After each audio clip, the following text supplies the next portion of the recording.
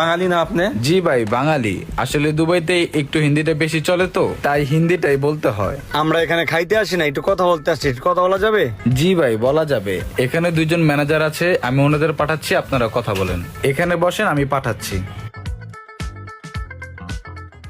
আপনাদের সব কথাই শুনলাম, আপনারা অনেক কষ্টের দিন কাটাচ্ছেন এই দেশে, কিন্তু আসলে এখানে তো আমরাও কাজ করি, অনেক বছর কষ্ট করার পরে এখানে একটা আরামের কাজ পাইছি। এখন আমাদের এখানে লোক লাগতে পারে, সেই ক্ষেত্রে আমরা আমাদের বসের সাথে একটু কথা বলতে হবে আগে। বস বললে অবশ্যই আপনাদের এখানে রাখা যায়। তো আশিক সাহেব কি বলেন?